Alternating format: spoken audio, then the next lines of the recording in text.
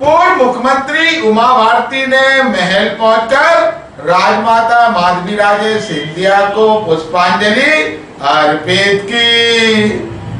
मध्य प्रदेश की पूर्व मुख्यमंत्री उमा भारती ने जयविलास पैलेस पहुंचकर राजमाता माधवी राजे सिंधिया को श्रद्धांजलि अर्पित की। इस दौरान उन्होंने मीडिया से चर्चा कर कहा है कि मैं ज्योतिरादित्य सिंधिया को कभी मां का अभाव खलने नहीं दूंगी। मैं पूरी तरह से इस घड़ी में उनके साथ हूं। लोकसभा चुनाव को लेकर उमा भारती ने राहुल गांधी, अखिलेश यादव, अरविंद केजरीवाल के इलेक्शन कैंपेन पर सवाल खड़े किए। उन्होंने विपक्ष की एकता को मोदी विरोधी एकता करार दिया। उमा भारती ने कहा है कि इस बार 400 नहीं 500 पार हो रहे। ग्वालियर अभी तक से चर्चा के दौरान पूर्व मुख्यमंत्री उमा भारती ने कहा, मैं ज्योतिरादित्य सिंधिया जी भारत एक्सप्रेस माता जी राजमाता जी के लिए कि यहाँ पर श्रद्धांजलि अर्पित करने के लिए आई और ज्योतिरादित्य जी को उनको बताने के लिए आई कि मैं उनको माँ का अभाव कभी खलने नहीं दूंगी। मैं पूरी तरह से इस घड़ी में उनके साथ हूँ और पूरे जीवन भर उनको माता पिता का अभाव नहीं खलने दूंगी। मैं ज्योतिरादित्य जी में बहुत बड़ा भविष्य देखती हूँ और उनको अमित शाह जी ने बहुत अच्छा किया कि उनको भारतीय जनता पार्टी में ले आए। ये राजमाता साहब की इच्छा थी कि माधवराव सिंधिया जी भारतीय जनसंघ में आ जावें, उसके बाद भारतीय जनता पार्टी में आ जावे। वो नहीं हो पाया, लेकिन अमित शाह जी ने वो इच्छा पूरी की।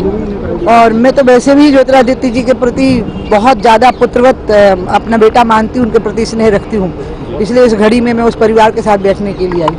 इन्होंने उन मुद्दों को उठाया ही नहीं है जिन पर मोदी खड़े हैं। ये मोदी विरोधी एकता है, ये मोदी की विचार विरोधी एकता नहीं है। जब तक कि किसी विचार के अधिष्ठान पर खड़े नहीं होंगे तब तक ये मोदी का मुकाबला नहीं कर पाएंगे।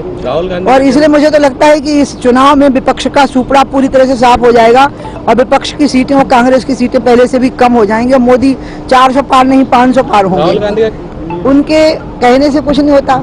इस देश में छोटे से लेकर बड़े तक कितने लोगों ने तरक्की की है, तो निश्चित रूप से उस तरक्की में भारत में जो व्यवसायिक प्रगति हुई है उसका योगदान है।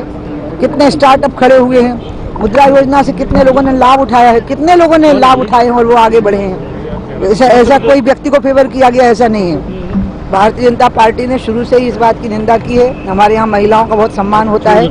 आम आदमी पार्टी में ये पहली बार नहीं हुआ। उन्होंने चीफ सेक्रेटरी को भी घर में बुला करके पीटा था और इसलिए ये लोग जिस प्रकार से असभ्यता का बर्ताव करते हैं उसके कारण इनको कहीं अब कोई जगह नहीं मिलने वाली है। थोड़े समय के लिए इनका उदय हुआ था, अब ये समाप्त हो गए हैं। प्रधानमंत्री के प्रति उनके मन में ईर्ष्या है।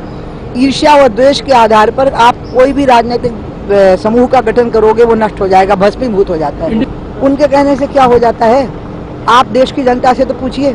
मैं जब हिमालय में गई हूँ तो पूरे देश के लोग रास्तों में मुझे मिले हैं और सबके मन में मोदी के अलावा कुछ है ही नहीं। मुझे तो लग रहा है कि एक बड़ा रिकॉर्ड बनने वाला है विश्व का कि इतना प्रचंड बहुमत भी किसी एक नेता को मिल सकता है।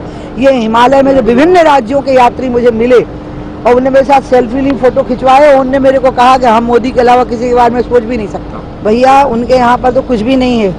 वो तो मोदी को गाली देना ही उनका भाषण का पूरा सा। जब से भारत आज़ाद हुआ है तब से जितनी गालियाँ मोदी को दी गई है ना उतनी कभी किसी को नहीं दी गई। और गालियाँ देना किसी राजनीतिक समूह के गठन का कारण